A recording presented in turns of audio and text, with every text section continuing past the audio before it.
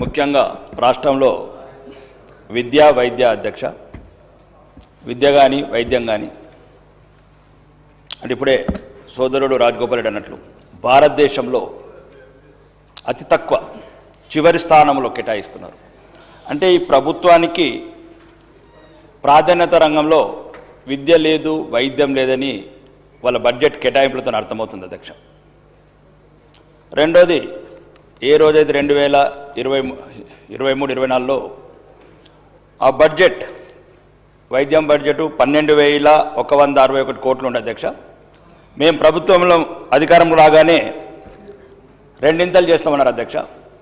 24,322 కోట్లు కేటాయించాలి అధ్యక్ష. కానీ 3 సంవత్సరాలల్లో ఇప్పటి వరకు కూడా ఓన్లీ 1,500 కోట్లు 3 సంవత్సరాలు పెంచింది 13,679 కోట్ల అధ్యక్ష. అధ్యక్ష ఇంకా విద్య వైద్యం స్వాతంత్రం రాకముందు ఒక హాస్పిటల్ ఉంది అధ్యక్ష ఉస్మానియా, స్వాతంత్రం వచ్చినాక ఒక హాస్పిటల్ ఉంది అధ్యక్ష గాంధీ. తెలంగాణ వచ్చినాక అధ్యక్ష 15 లక్షల కోట్ల బడ్జెట్ అధ్యక్ష, సుమారు 10 సంవత్సరాల గత ప్రభుత్వం 8 లక్షల కోట్ల అప్పు అధ్యక్ష. 23 లక్షల కోట్ల బడ్జెట్ రాష్ట్రంలో అయిన తర్వాత ఒక్క సూపర్ స్పెషాలిటీ హాస్పిటల్ కట్టలేదు అధ్యక్ష. జనాభా పెరుగుతుంది, 1,00,000 కోట్ల ఆదాయం ఉన్న రాష్ట్రం 3,24,000 కోట్లు అయింది అధ్యక్ష. మాటలకే పరిమితం అవుతున్న ప్రభుత్వాలు. నేను ఏ ప్రభుత్వాన్ని విమర్శించదలుచుకోలేదు అధ్యక్ష, ఎందుకంటే మధ్యతరగతి వాళ్ళు సామాన్యులు చచ్చిపోతున్నారు అధ్యక్ష. ఈ 2 సంవత్సరాలల్లో రోజు 10 ఫోన్లు చేస్తాం అధ్యక్ష ప్రైవేట్ కార్పొరేట్ హాస్పిటళ్లకు. 10,000 తగ్గించండి, 20,000 తగ్గించండి, 30,000 తగ్గించండి. విద్యారంగంలోనేమో ఉపాధ్యాయులు ఉంటారు, విద్యార్థులు ఉండరు. హాస్పిటల్లో పేషెంట్లు ఉంటారు, డాక్టర్లు ఉండరు. ఇవేం ప్రభుత్వాలు అధ్యక్ష? అన్నిటికన్నా ముఖ్యమైనది అందరు చెప్తారు అధ్యక్ష, ప్రతి సభ్యుడు, ప్రతి ముఖ్యమంత్రి, ప్రతి ప్రభుత్వం విద్య వైద్యం ఎప్పుడు కట్టుకుంటాం అధ్యక్ష? కోరి తెచ్చుకున్న తెలంగాణ. ఇప్పుడు ఒక మంత్రి గారు అన్నారు 1,200 మంది బిడ్డలను కోల్పోయి తెచ్చుకున్న తెలంగాణలో 10 సూపర్ స్పెషాలిటీ హాస్పిటల్ కట్టుకోలేము అధ్యక్ష.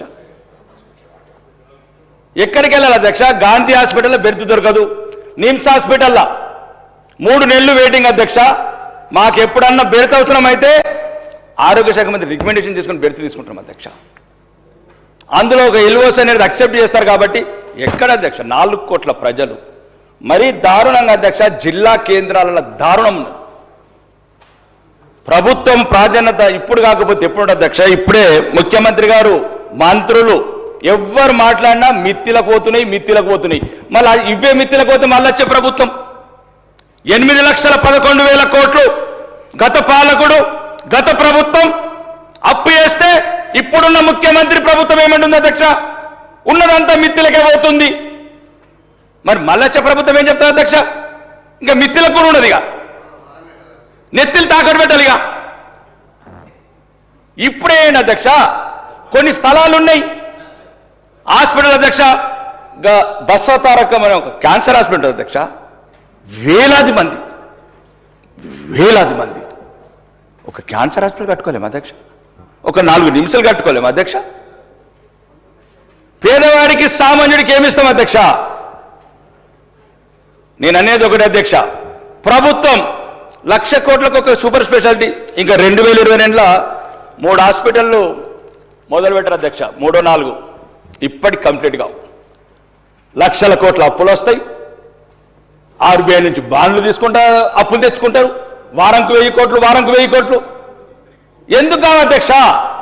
పేదవాడు సామాన్యుడు సార్ కార్పొరేట్ హాస్పిటల్ పోతే అధ్యక్ష, ఈరోజు కుదాన చెప్తున్నా, ఈ శాసనసభ ద్వారా గౌరవనీయ ఒక పేషెంట్ పేదవాడు ఒక హాస్పిటల్ ఉంటే గౌరవనీయ వైద్య శాఖ మంత్రి ఆఫీస్ నుంచి ఫోన్ చేస్తే, మల్కాజ్గిరి పార్లమెంట్ సభ్యుడు ఫోన్ చేస్తే, శాసనసభకు నేను ఫోన్ చేస్తే 2 లక్షలకు 6 లక్షల బిల్లు వేసి అధ్యక్ష, మేము ముగ్గురం తెలంగాణ వైద్య ఆరోగ్య శాఖ మంత్రి అధ్యక్ష ఆయన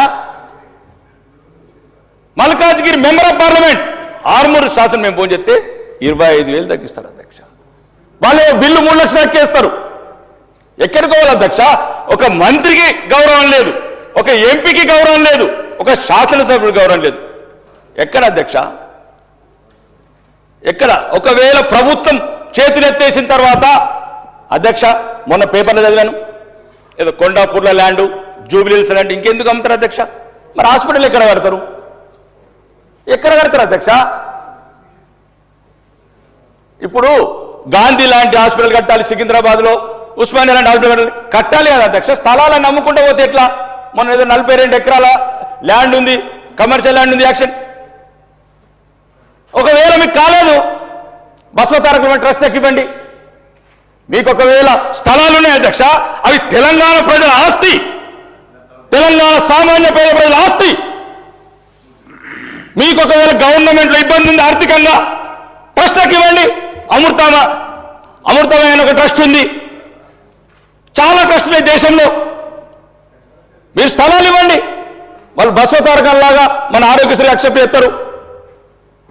నేనేమంటున్నా అధ్యక్ష, నేను 2 సంవత్సరాల నుంచి ఎదుర్కొంటున్నాను సమస్య ఇది.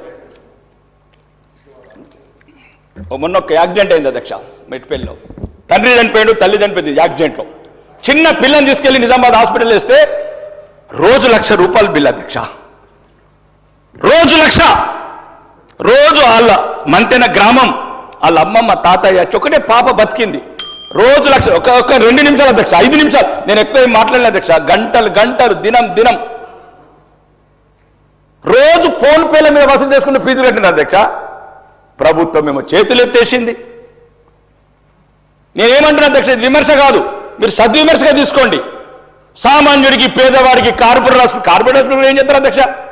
అది హాస్పిటల్ లాగా ఉన్నాయి అధ్యక్ష. అవి ప్రాణం కంటే ప్రాఫిట్ ముఖ్యమైనది అధ్యక్ష. వాళ్ళకి ఏమున్నది అధ్యక్ష? అలా రోగి ఇప్పుడు వైద్య రంగంలో నడుపుతలేదు అధ్యక్ష. వైద్యుడు కాదు, ఆ డాక్టర్ కూడా అమాయకుడా. మొత్తం కార్పొరేట్ కంప్యూటర్ డిజైన్ చేస్తుంది. రోజు లక్షల కొద్ది బిల్లు. వాళ్ళని ఏమంటాం అధ్యక్ష? సామాన్యులకు ప్రభుత్వం అండగా ఉండాలి అధ్యక్ష. రెండోది, ఆరోగ్యశ్రీకి బిల్లులు ఉన్నాయి. ఆడ హాస్పిటల్ ఆరోగ్యశ్రీ ముక్కు ఇస్తాడు. సీఎం రిలీఫ్ ఫండ్ అధ్యక్ష, నేను ఈరోజు ఈ ప్రభుత్వంలో చూసిన సీఎం రిలీఫ్ ఫండ్ ఇమీడియట్ కానీ ఏమొస్తుంది అధ్యక్ష? ఆడ 5 లక్షలు పెడితే 20,000 వస్తాయి అధ్యక్ష. ఆడ 3 లక్షలు పెడితే 20,000 వస్తాయి అధ్యక్ష. దేనికి అవి? వైద్యం లేదు, సామాన్యుడు చితికిపోతున్నాడు. నేనేమంటున్నాను ప్రభుత్వాన్ని, దయచేసి 3 లక్షల కోట్లు ప్రతి సంవత్సరం 1,00,000 కోట్లు పెట్టి ఒక సూపర్ స్పెషల్ హాస్పిటల్ కట్టండి. 3 లక్షల కోట్లు కదన్నా, 3 హాస్పిటల్ కట్టండి. నెక్స్ట్ ఇయర్ 4 లక్షల కోట్లు కదన్నా, 4 హాస్పిటల్ కట్టండి. నిమ్స్ 4 కట్టండి. జిల్లాల అధ్యక్ష స్టాఫ్ లేరు ఎక్కడ. నేను 2 సంవత్సరాల నుంచి అడుగుతున్నాను. ఓకే, ఈరోజు ఒక వేదిక ద్వారా చెప్తున్నాను అధ్యక్ష, భూములు అమ్మడం మానేయండి అధ్యక్ష. భవిష్యత్తులో హాస్పిటల్ అసలుకే ఉండే అధ్యక్ష, పేదవాడు చచ్చిపోతాడు. ఎప్పుడో ఒకసారి అమ్ముడు అయిపోయినాయి అనుకోండి అధ్యక్ష. మీ ద్వారా ఇప్పుడు గౌరవనీయ శ్రీధర్ బాబు గారు ఉన్నారు, ఇంటలెక్చువల్ మంత్రి గారు. అన్న నీకు చెప్తున్నా, 3 ఏళ్ల తర్వాత కూడా అమ్ముడు పోయిన తర్వాత భూములు అయిపోతాయి అన్న. ఎప్పుడో ఒకరోజు అయిపోతాయి. ఇప్పుడు అయిపోయినాయి అనుకుందాం. ఇప్పుడు అన్న 4 ఏళ్ళకు అయిపోతాయి, 5 ఏళ్ళకి అయిపోతాయి. మనమే అంటున్నాం అమ్ముకుంటా నియో పోలీస్ కాడికి వెళ్ళి 100 కోట్లకు తెచ్చినాం.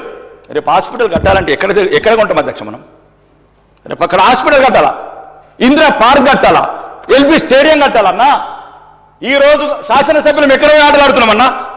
ఎల్బీ స్టేడియం 50 ఏళ్ల కింద కట్టిన ఎల్బీ స్టేడియం ప్రాధాన్యత అయితే భవిష్యత్తులో ఏ స్టేడియాలు కడతారన్నా మీరు? Park, Indira park, KBR park, ఏ పార్కులో కడతామన్నా భవిష్యత్తులో? దయచేసి ప్రభుత్వ భూముల మీద సీలింగ్ పెట్టండి అన్న. దయచేసి ఒక్కరోజు ఎట్లన్నా అయిపోతుంది. ఈ రోజు అయిపోయింది. అందరు సీనియర్ మంత్రులు ఉన్నారు. ఉత్తమన్న దయచేసి మీ కాళ్ళు మొక్కి అడుగుతున్నా, భూములు కొనలేమన్నా.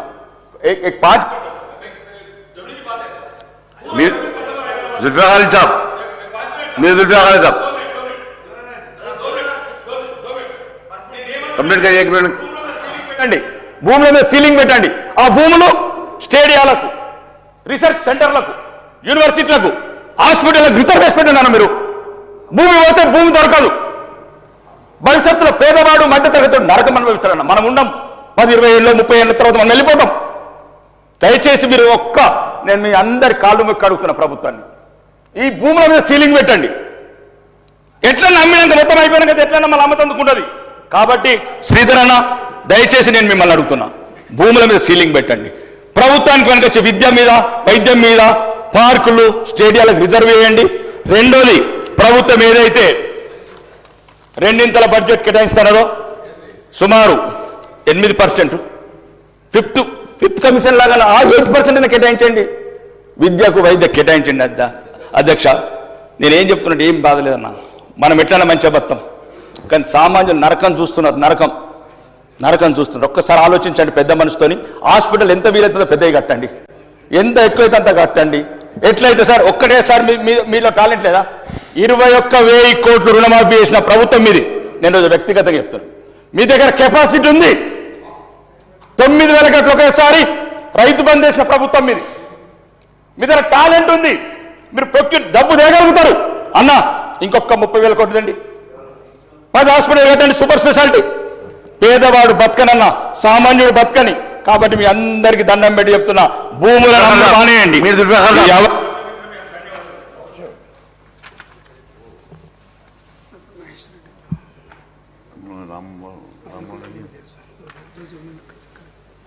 Honorable panel speaker sir,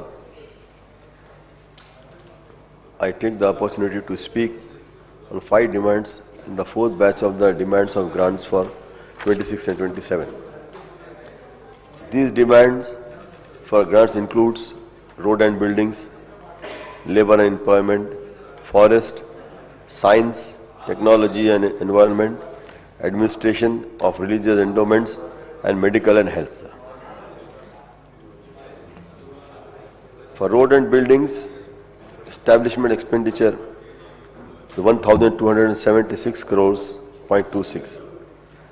Scheme expenditure 7,021 crores .48. For labor and employment 838.36 crores. For scheme expenditure 159.52 crores. Forest, science, technology and environment 850 crores.